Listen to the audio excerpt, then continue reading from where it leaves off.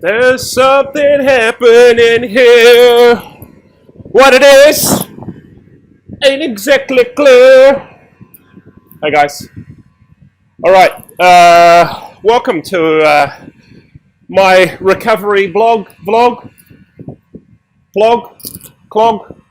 It's not a shoe. Welcome to this week's one. This week, I'm going to talk about some stuff. I'm quite happy with this one. I think this is going to be exciting. What we're going to talk about this week, I don't want to upgrade my bloody storage, stupid iPhone bastard. We're going to talk about TT analysis from the week. Don't freak out. It's going to be momentarily boring, and then it's going to be very not boring. Because I'm going to talk about some exciting stuff. I'm going to talk about using the best aerodynamic drag analysis tool that I know of, how to use it to figure out your drag coefficient. This could be the biggest deal in your time trialing for quite some time. I'm going to talk about the time comparison tool in Strava. I don't know if a lot of you know about. I think it's probably a premium only tool. So I'll give you a little insight into the exciting world of time comparison tool in Strava. That's what I'm going to do.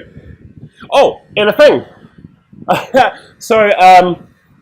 I started this with my magnificent song that came into my head when I was thinking about what happened yesterday in the TT. That really helped me, and it was totes new. Now, I've talked about new stuff in time trialing. I've talked about my idea with the, it wasn't my idea. My idea I totally ripped off with earplugs, blocking out the sound in your helmet and giving you a better ability to find your threshold power better with your breathing. Today's one is all about, well, I'll tell you in a minute. It's all about aerodynamics, and it's all about cadence. I'll just say that, okay? So here we go. Welcome to this week's episode. I'm hoping that this is the sort of thing you can use when you're doing your active recovery or sitting on your turbo trainer for about an hour. Hopefully I won't go on that long, half an hour to an hour, that you could use to add to your cycling knowledge, your real-world coaching tips from me, Steve at FitLab. I'm hoping this can be helpful for you. So let's get into it. Let's talk about the week's ride.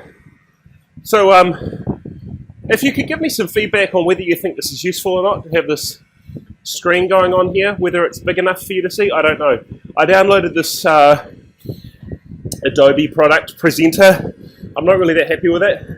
I want to see if it's worth buying a license for or not. Tell me if you think it's any good in the comments. Come on, give me a damn comment, you savage. Or both of you people that watch this. I want a bloody comment, alright? So let's look at this week's in cycling analytics. Yesterday, so-called the Masters Champs time trial. Now, I'm pretty sure I read somewhere it said Masters Champs, like National Masters Champs time trial. But I don't think there's really anyone from out of the region there. So whether or not I can grandiosely claim that this was a national Masters Champs, I don't know. But it's run by the Masters Club here in Wellington, the Kahutura 40-kilometre course, and I won, which is just astonishing considering my form is making out like the plane that crashed in the Erebus. Too soon? Probably not too soon. Just nosediving. But for some reason, no, not for some reason, for some reasons that I'm marginally aware of, it wasn't a disaster. Because I won. And my best time on that course. So let's look at what happened. Let's look at TT analysis, and then let's look at some things I know to be true about my performance and my improvement on this course that I think added up to a good performance. So let's work through, let's do it by the numbers. Total time, 53. So if I look at actually the time in Strava for the course, 54:43. So there's obviously 10 seconds in there where I hadn't pressed the Garmin button or something like that before and after, a few seconds before, a few seconds after. So what did I just say? 54:43 for the course. Up until now, my best time had been 55:13 or 14 odd. So I managed to take about 30 seconds, roughly, off my best time. As I say, I think there's some reasons for that. So let's work through the analysis. So this is a 40k time trial. It says 39.9 there. I don't know if there's an extra 100 meters or not on there. I don't know. Effective power, or just look at power, 316 watts. Effective power, or normalized power, 318. So a very steady application of power, which is good for a time trial. So first thing to look at, overall power. Good. My first 2 times I've done this ride, 311 was the wattage, and about the same effective power, maybe slightly lower. So very similar power, a little bit higher. But the real difference was in aerodynamics this time. As I say, I'll get to that. So start, as you know, in a TT like this, start 40k time trial, what am I looking for? I'm looking for getting up to speed, getting up to target speed, 43 kilometers an hour, within about 20 to 30 seconds. So it's a strong start effort without going too anaerobic and burning, tearing too many muscle fibers.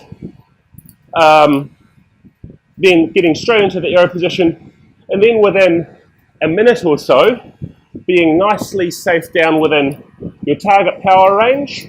So for me, around about 320 watts, and nicely carrying that through. So let's look at what happened.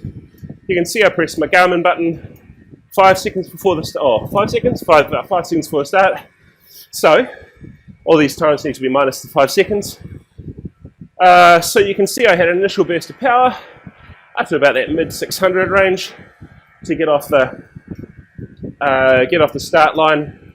I was up to target speed pretty quick there. Let's see, 47, 46, 45, 44, 43. So that's at 21 seconds. So actually I was up to target speed. There wasn't really any wind. There was wind, but it was very low. I mean, it was probably 5 kilometers an hour or less, 5 to 10 kilometers an hour or less wind. So wind wasn't really a major, and it was also more or less a crosswind.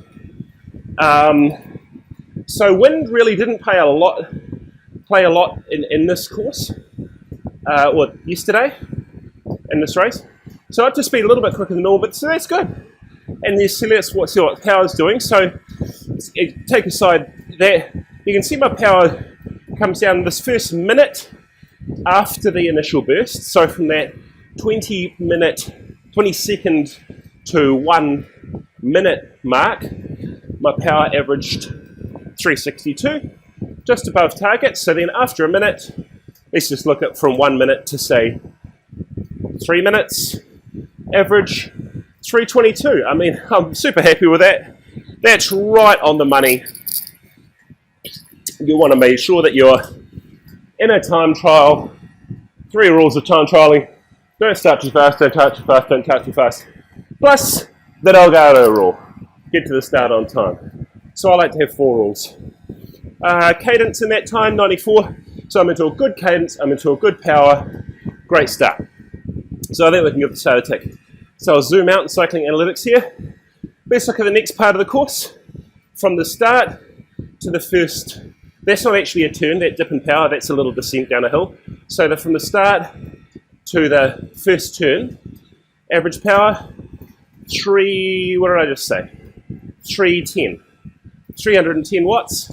A little low, and I found that in my starts, especially on this course in general, some of that's skewed a little bit by the fact that there's a descent in the middle of that sector. which is going, like, you're going to have less power on that. So it's skewing it down. So it's power somewhere between 310 and 320 average. Ideal, cadence 91 on there. Now another thing I like to look at in TTs, especially where there's turns, how the turns went. Generally, if it's just a turn with cones in the middle of the road, you want to be carrying a lot of speed into it, hogging on the brakes to be safe so that you're carrying as high an average speed for as long as possible, a smooth, fast turn, and then again, back on the power, and a bit like the start. Not so much that you're burning any matches and muscle fibre and getting anaerobic, but enough so that you're accelerating to target speed fast. So let's look at the turn. From where I came off the power to being back on the power, so the midsection of the turn there, essentially says duration 14 seconds there. Might have been a little bit less, might have been 13 seconds. Not great, 10 seconds or less is a good target. That can depend on road conditions and things like that. So not perfect, but not bad. 20 seconds would be a bad turn, 10 seconds ideal, so I was towards the low end of that. Pretty good. Okay, back on the power within a good amount of time, and you can see straight away there for the first minute after that turn, averaging 305 watts. Not huge, but within target. So tick.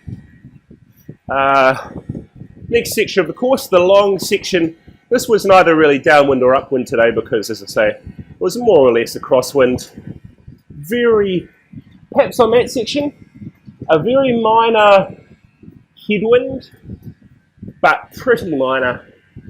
Averaging on this long section, 26 minutes worth, 315 watts, 44.2 k an hour. So this is an important section because there's no turn. If you can be fast on this, you're going to bring your average speed up a little bit. Average speed for a 5 minute time on this course, you need to be around just about 43.3. So just over 43. On that section I was averaging 44.2. So good. Now you look at that cadence, there's one interesting thing, and I'm going to talk about it a little bit more in a sec. 86, it's quite low. Did it on purpose. So it's a 19.5 kilometre section.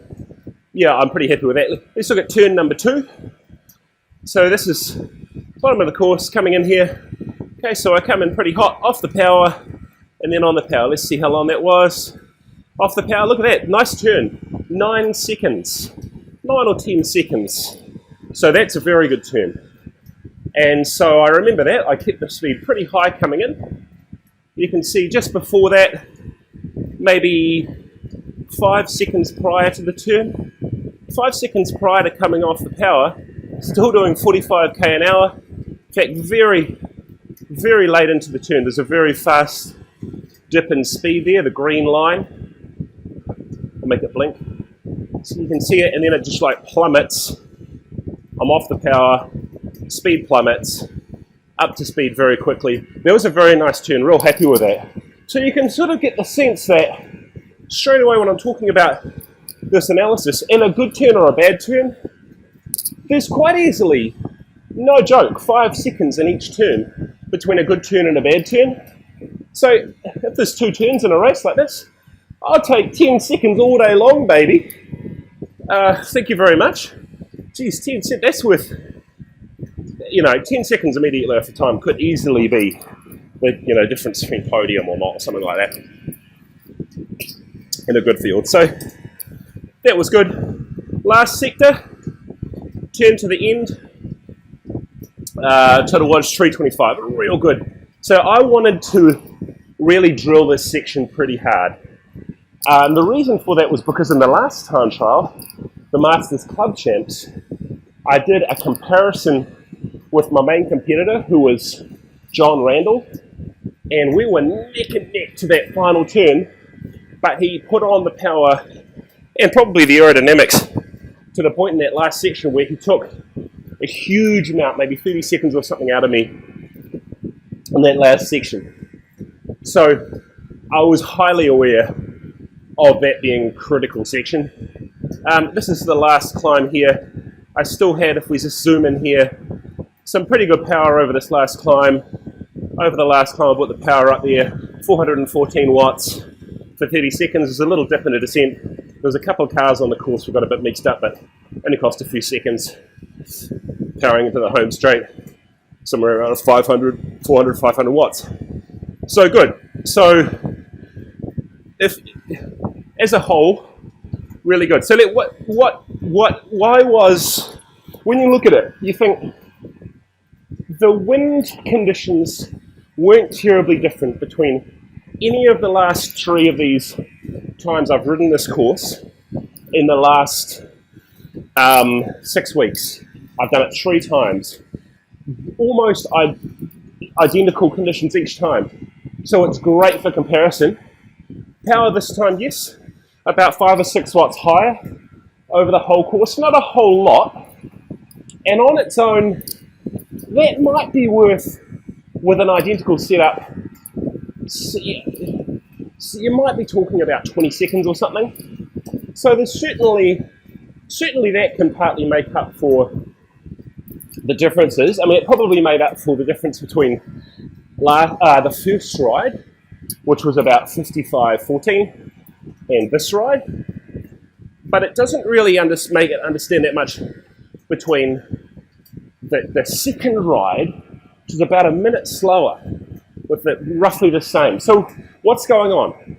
If we assume that wind conditions were much the same, and of course the course is the same, there's 2 differences that I can think of. One was bike bar setup, this time was different, but only very marginally, and the second was the biggie, cadence. So I've done a little bit of research about this to look at if lower cadence can improve your drag. Now this is only 3 data points, but they're quite good data points. And if you look at the difference, the first ride I did about 6 weeks ago, and this one, very similar. The time difference is explained by the power, but there's more going on, because what about that second ride? Well, the difference is cadence. In the first ride, my shifter actually broke. So for the majority of the ride, I was stuck in the 11, and my cadence was very low. I think for that ride, I averaged about similar cadence, probably maybe 85. This time was 87. The last TT I did, here, a minute slower, higher cadence. About 5 or 6 RPM. So not a lot. So why? So the sort of the variable that I'm looking at, and I'm not saying this is everything, but the variable I'm looking at here is cadence. Why would cadence give you better, lower, reduce your aero drag? I think there's a few reasons, and I don't know. I've done a little bit of Googling, and there seems to be a bit of anecdotal evidence out there on the forums, like slow twitch and things, that lower cadence is better for aerodynamics. No one's quite sure why, but the anecdotal hypothesis is that you're tuning the air less, so that now I know that's not a scientific statement, but intuitively, as a non-physicist, I feel like disturbing the air less by a slower leg speed is going to improve. You're disturbing the air less, so it's improving your drag. And that's somewhat borne out by the aerodynamic drag figures that I analysed through Golden Cheetah. The first ride and this ride, both coming out to around 0.23 to 0.24 CDA. The ride before, that one in the middle, with the higher cadence, 0.25 to 0.26. Now, it's possible that there were other variables affecting that. For example, barometric pressure. And there are tools you can use that go back and review weather conditions for the day. I don't think the barometric pressure was particularly different, and the reason I say that was because the weather conditions were much the same. I know barometric pressure isn't the same as weather conditions, but it's a very good indicator. So for example, if you're looking at a weather changing from bright and sunny to dark and gloomy, almost certainly the barometric pressure is falling, and vice versa.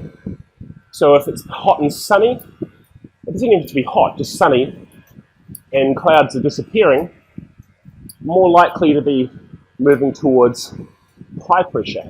All of the conditions were at the same time of day, similar time of year, and in terms of overhead conditions, much the same. So I don't think, and even if there was, barometric pressure does have an effect, but even if you took that into account and corrected for that, the difference between in what would be likely low pressure,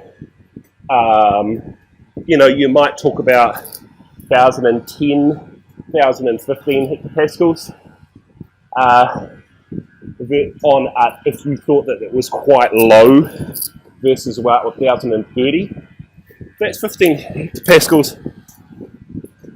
Just as a broad idea, you'd probably be looking at maybe 10 to 15 seconds, 20 seconds.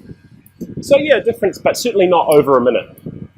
So there's not that, even if you took that into account. So I don't think it's that.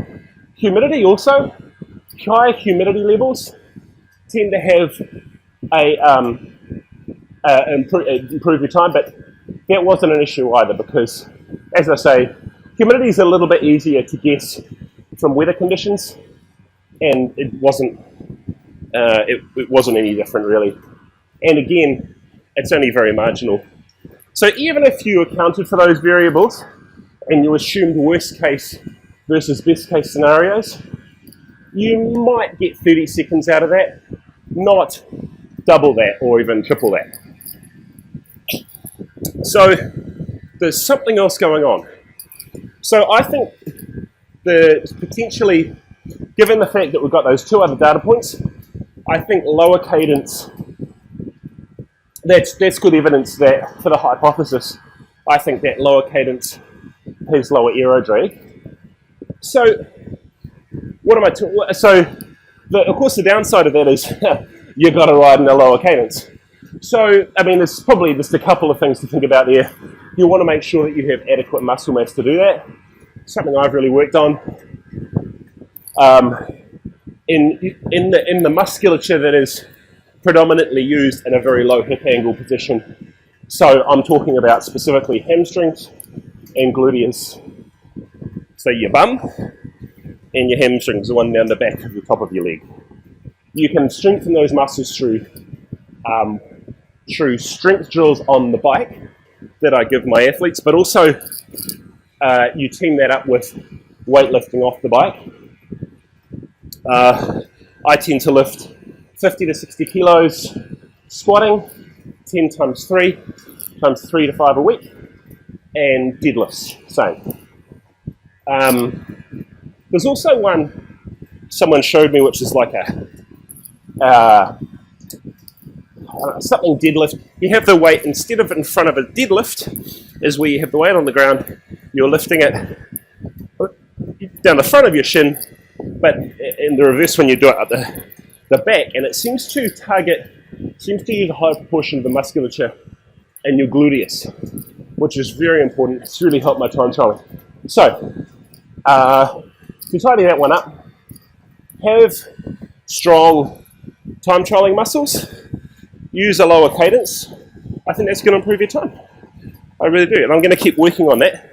Now, I did change, it's about the bar, not a huge change, probably about 5mm increase in stack height at the front.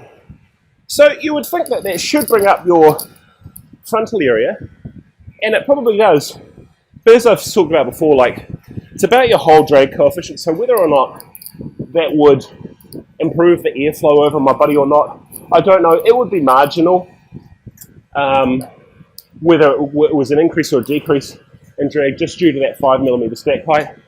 I did notice it was a very comfortable position for putting down that low cadence power, and generally being higher at the front does help that sensation. Probably a reduction in your hip angle slightly. So yeah, that could be useful for the low cadence option. So if I can see anything to come out of it, maybe it's just the idea that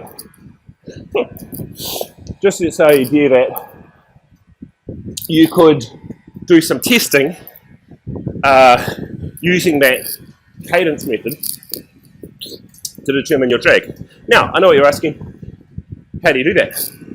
Well, there's a tool for doing that, and it's free, and it's called Golden Cheetah Aero Lab. So why don't we talk about that?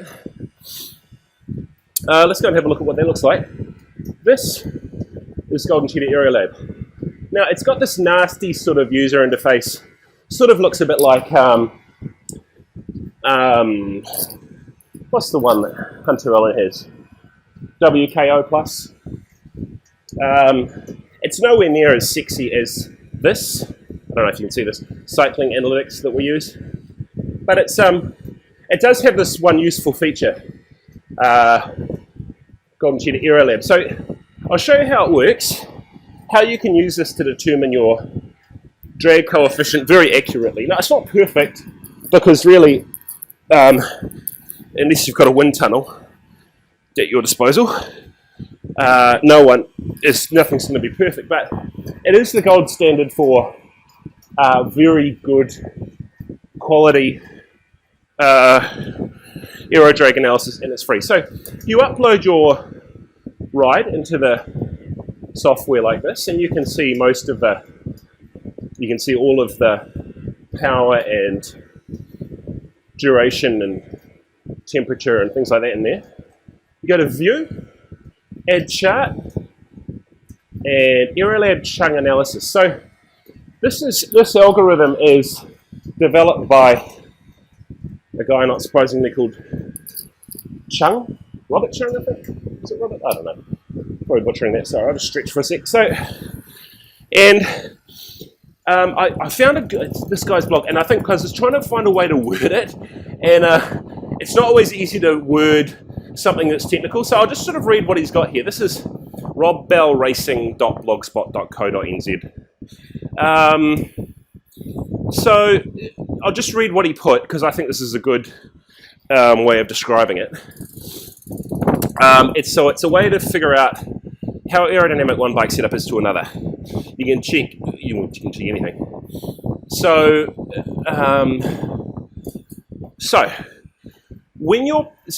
it works on this principle, and I'll just read it and then I'll show you how it works. Whenever your power rises, your speed should rise as well. If it doesn't, it either means you're going uphill or you're getting hit with more wind.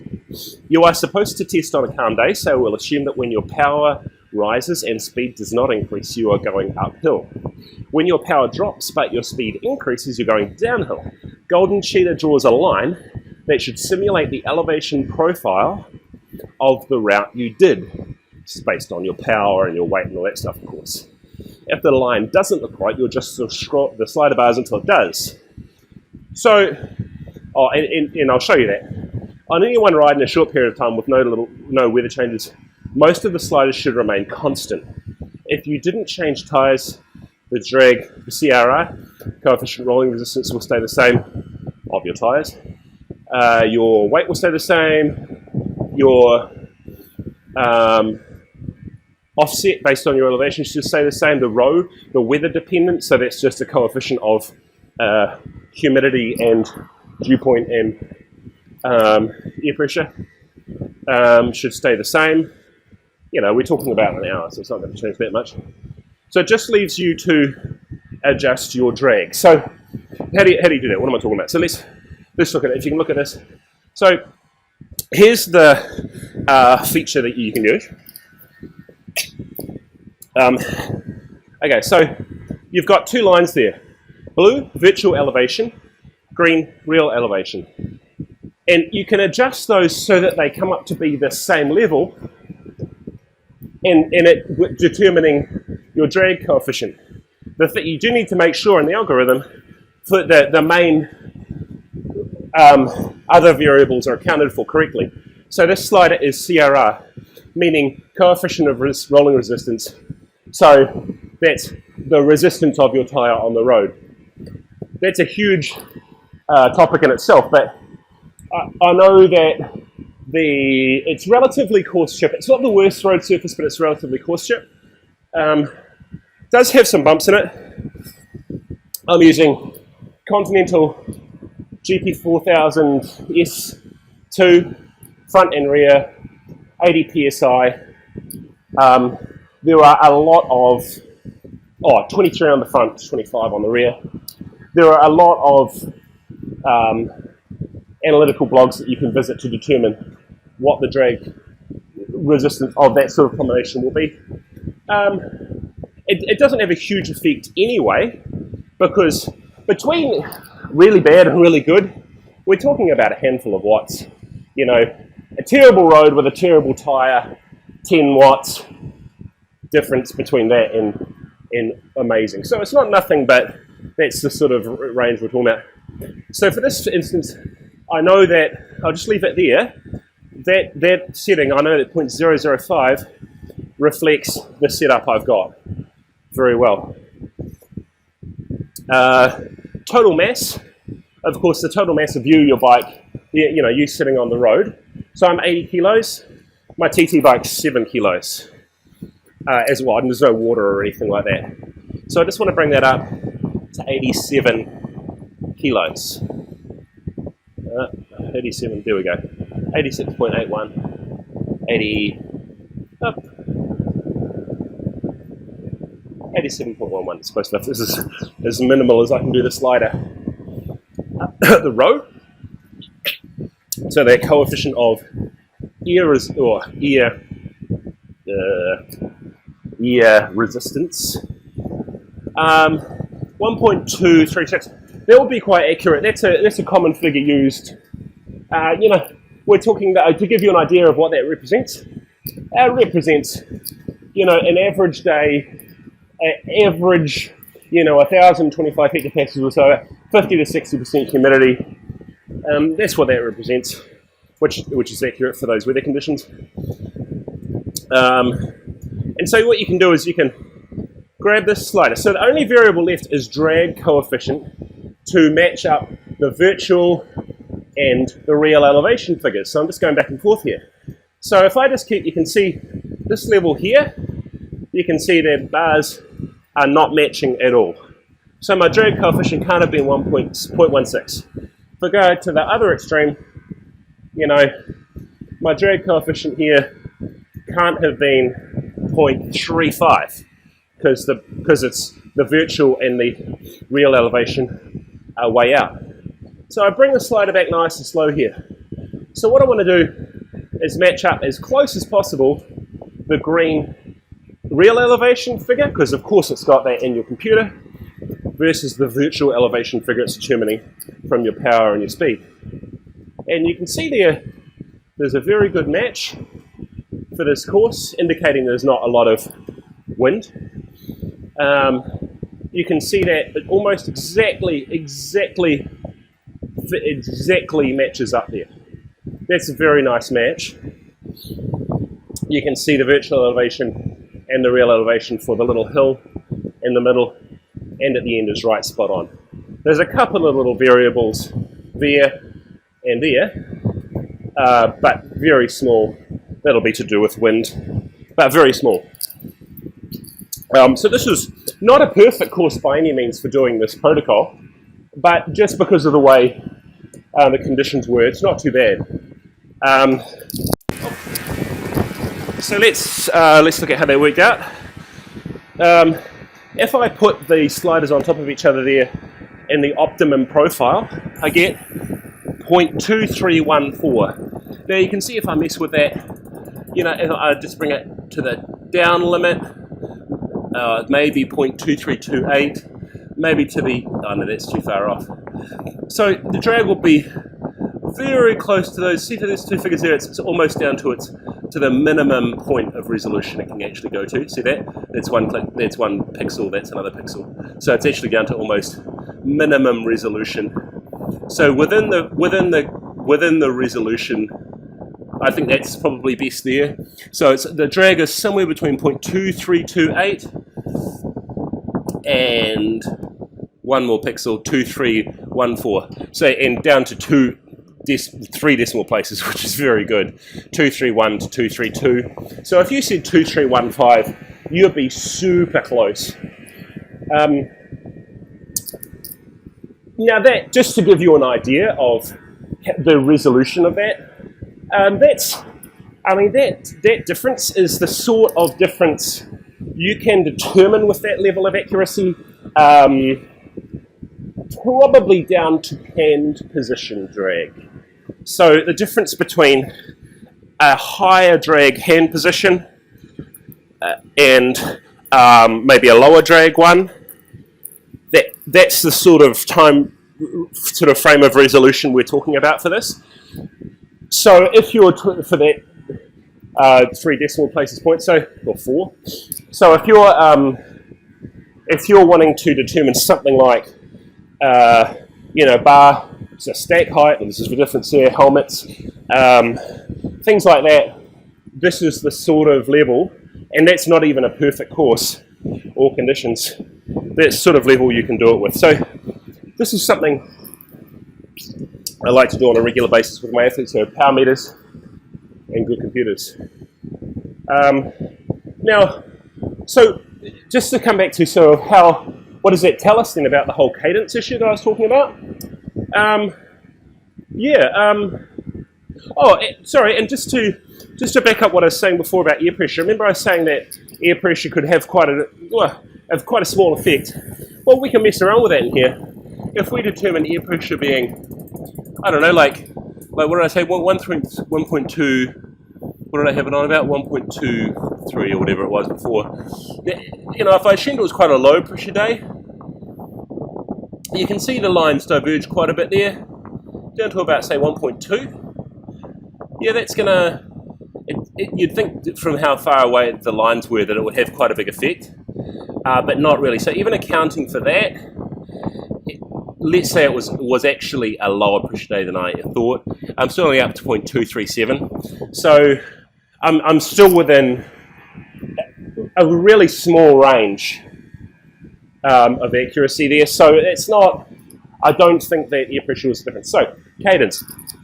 So I went and measured, so the difference in drag when I did this exercise, very similar conditions between this time and last time, was about 0.25 versus, what did I say here, about 0.235 or something. So we're talking about somewhere around about 0.1 to 0.15 in terms of drag. And that, of course, makes up for the time difference. So we know that. And the only variable, as I've been talking about, I can really think of that was making the big difference was cadence. So I'm going to keep messing with that. I'm going to keep talking through cadence with some of my riders and doing some analysis around that. Whether or not that's possible for all riders or even beneficial, who knows? So we need to test it on an individual rider basis. But I think that was an interesting thing that came out of it. Okay, we'll talk about the last thing I want to talk about is this time analysis tool, a comparison analysis tool in Strava. So this is the ride yesterday. I don't know if this is a premium feature or not, sorry. I suspect it probably is. You can look at the course in Strava, Kahutra 40 km TT course, and you can narrow down by all sorts of things. This is the full leaderboard, so you can see a lot of people have done it, and you can narrow down by all time. There we go. This year, this month. Now, I think this fast time here, all time, being Copsey Steve Chapman, I think was set in a team time trial scenario a couple of years ago, 2012, well, about 5 years ago. So a good time, but I don't think it's an individual effort. So it's got my individual effort there. So we'll just sort of discount those for a minute. Let's look at the other best efforts we've got. And I'll filter by this month, just to filter down, and I can see the dates here, to yesterday's efforts. So we're all comparing apples and apples. So here we go. There's a bunch of people who have uploaded their data from yesterday. So what you can do here is up the top, you've got well, you're all having a second squiggly line. Let's look at the guy who mostly, well, the top three here. Me, John, and Mike. 54.43, 55.56, and 56.15, respectively, for times. Interestingly, we've all got power meters, so you can see power. I'm setting 316 watts. John, 372, and Mike, 303. So I have, what is that, 50, 60 watts, 50-something watts less than John? But I was still faster, and that's because of the drag. So drag is really important. So the comparison tool, the thing I want to do is just look at, you can bring up to see where on our sector, or on this course, being the sector, someone was faster or slower than you to determine if there are points that you could work on. So let's actually bring them up. So I'll click on John, and click on Mike there. So let's have a look. And then you can see the squiggly worm. So obviously we were all on course at the same time. This is taken from your data and your Garmin. It knows at every point in the course where how long it took you. So of course you can get a little comparison time like this. So in this case, I represent the black line. That's flat, that's my time. John is the pink line here. Mike is the blue line there. So from the start, and you can see a little map up the top so you can sort of follow along. We all started out for let's go to the first turn, and up the top, I'll just move here with the cursor, you can see, I'll move back in a sec, you can see the time difference at that point, represented in terms of time. So to the first turn, John was down 19 seconds, Mike was down only 1 second, so we were neck and neck, and in fact at some points on that sector he was faster than me. So we turn into the long, minor side wind section, but so the long section starts here. There's a little climb halfway through that first third. So you can see in that entire sector, both Mike and John fall away. You can see on the climb here, both of them come up, gain a few seconds on me. The bottom of the climb, John's say 33 seconds behind. Both of them gain a similar amount of time. By the time they're at the top, 28. So somewhere between 5 to 10 seconds at the top of the climb. I tried a new technique this time. I just set up straight, instead of getting out of the saddle, set up relatively straight to use a higher proportion of musculature in my quadriceps to sort of just balance out the load a little bit. When you're going slower, you can afford to have worse air resistance. Actually, sorry, for the nerds out there, you'll notice it's not entirely true when I think about it, but it's a relatively short climb, so I wasn't too worried about the air resistance, and I think it was balanced out by the fact that, long story short, we'll get into that later, it's actually worse when you're going slower. Air resistance actually has a bigger effect on your time, which I know is counterintuitive, and that's worthy of its own discussion. But so long story short, I set up, I thought that it was worth it for just the working my hamstrings, taking a little bit of load off the hamstrings for a while. Okay, so back into it, and you can see straight away on the flat, that's an exaggerated profile of the course because it's compressed, but this section is relatively, it's not really downhill, it's just flat. And both those guys, you can see Mike, up until this, probably halfway through the course, right on halfway, was only 23 seconds behind, which was a great ride. From there, things start to converge a little bit. John's strength starts to come through after about this point, and you can see the lines converging. Interesting, Mike described that his power did start to drop in that final third. And you can see the effect of that here. So where John and Mike are pretty much neck and neck, both roughly 40 seconds behind me. From this point, John's extra strength starts to come through, and you can see the lines of the two converging there to the point where just on the end there, John's a minute 10 behind me and Mike's a minute 32. So in only the stretch of that last 10 Ks,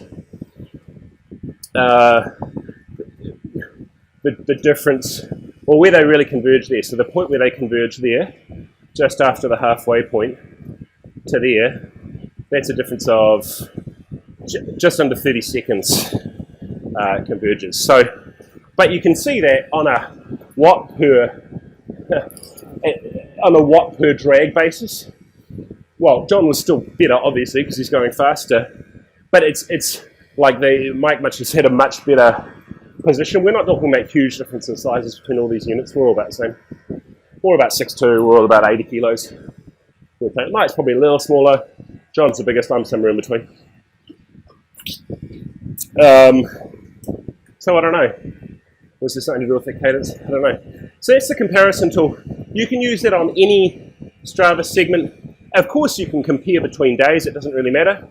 You can add up to 5 or 6 people, I think it is, on the same line. So that's quite good. And that's how to use it. Sometimes I'll use that on a mountain bike course to see if I'm losing time because of, say, you could determine whether it was a skills issue or a fitness issue. Well, how would you do that? Well, say you're on a mountain bike course and you're losing time on the technical sections, that you need to improve that. Say you're losing time on a long, non-technical climb, you might need to improve that. So you can get quite granular at looking at who your competition is, where you need to improve against them. And that's something I did a little bit this time, pulled out that little bit of extra power on that final third of the course to beat John. It went well. And I'd just like to say, like one of the things I like about racing is that after the race, the camaraderie is great. First thing, when I saw John Randall at the end, everyone's a bit like this, but John was like, "Oh, what time did you do?" I'm like, "Oh, blah, blah, blah." And he just shot out his hand. It's like, "Fucking good on you, mate. Great ride out there, da-da-da." It's like, that's the attitude. It's like, good for you. And I do the same thing for him. I've learned a lot from watching John and listening to him. He has a lot to offer. And anyone that's sort of been around the block and experienced has a lot to offer. It doesn't always mean you're a nice guy. He's a nice guy. Not all guys who are good are nice guys. And that's the way it is. But I'd just like to give a Watt Bomb of the Week to John Randall in honour of his good sportsmanship. That's what I'd like to say. All right, guys. I'll call it a day. I think 51 minutes for active recovery is quite enough. As always, this is brought to you by Capital Cycles, FitLab Coaching, Zip Up, Tailwind Nutrition, and Biomaxa. Just one thing about Tailwind is I always mix up 2 scoops. Here's my thing I do before a TT, because even in a 40k TT, I'm not taking on any fluid.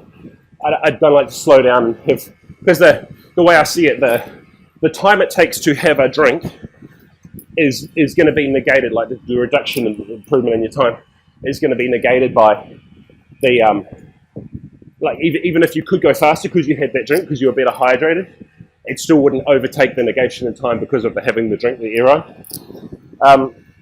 So I always have half an hour before a TT like this, 750 mils or 500 to 750 mils, 2 scoops Tailwind Raspberry Blast. It's got caffeine in it, and the caffeine just gives you a little extra kick.